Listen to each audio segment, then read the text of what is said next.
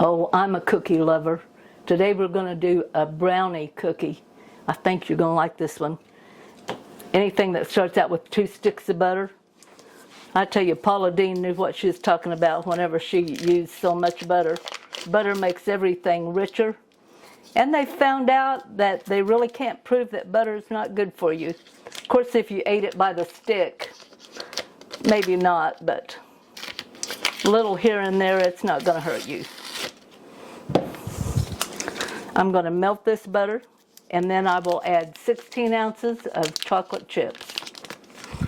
Okay, the butter is melted, and in goes our chocolate chips. So we're going to do, I had about half a bag there, and then I'm going to add another 8 ounces, so we've got 16 ounces of chocolate chips, or one of those large bags that they have. And I'm just going to stir those up and melt them a little bit. And that does not take long at all. To that then, I'm going to add 1 tablespoonful of espresso powder. Now I want to let you know, this will make 2 big batches of cookies. And when you taste these, you're going to know why you need 2 batches. And to that then, I'm going to add 2 cups of packed brown sugar. Now when you pack your brown sugar, you don't have to stand on it. You don't have to stand on it. Just tap it down in there to where that it's solid.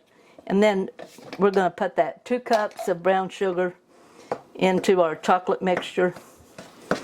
And we're going to mix that in.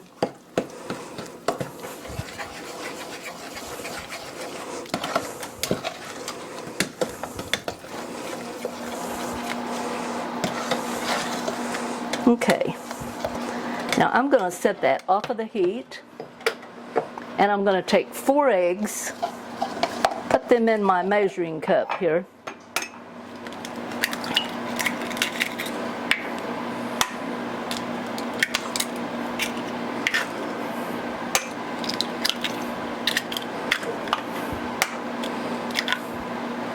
And to that I'm going to add 1/2 cup of white sugar. And then I'm going to stir that in to where that the egg is all mixed in with the sugar. Okay, I've got that mixed up good. And I'm going to add like 1 heaping spoonful of the chocolate mixture into the egg.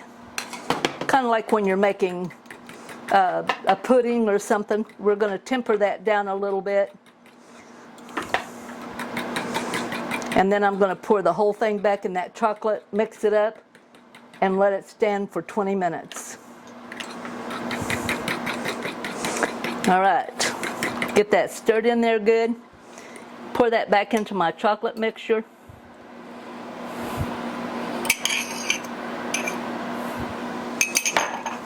And stir that in.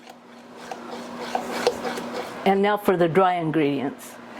We need 2½ cups of all-purpose flour, 1/2 cup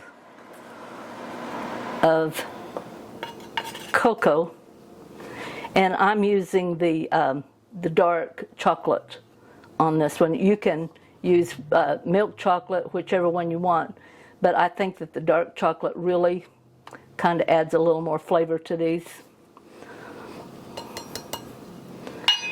And then we need 2 teaspoons of baking powder.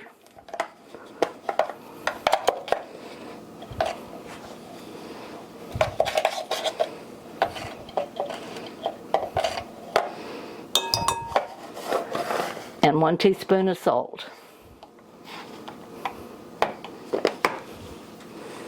And I'm just going to take a little whisk and kind of whisk that all together. Okay, now we're getting ready to put our chocolate in, and we're going to add 2 teaspoons of vanilla.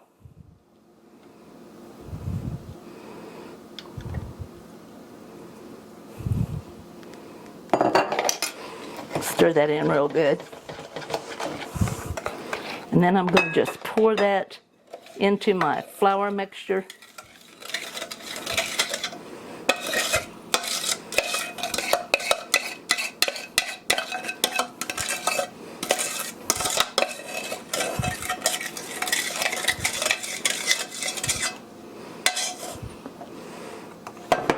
And I'm going to mix that in real good. We're going to leave it set here on the counter for 20 minutes. Okay, our 20 minutes is up. I'm not going to stir it. I'm going to leave it just like it is. And with my tablespoon measuring spoon, I'm going to get out 1 tablespoonful of the dough. Put on I have lined this.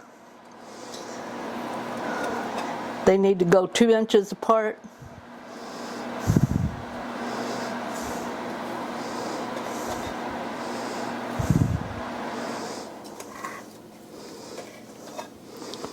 Isn't that cute? With all that butter in there, they just slide out of the spoon.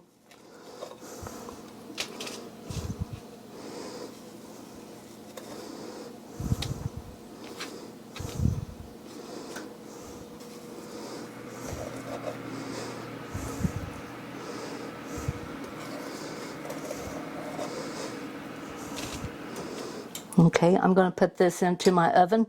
I have preheated it to 350, and we're going to cook this anywhere from 10 to 12 minutes. Okay, time is up on our cookies. Oh, look at those. They look just like a brownie, kind of cracked. We're going to leave them here on this hot tray for 5 minutes before we take them off. We'll put them on a wire rack and let them completely cool, but this is a wonderful recipe. Give it a try.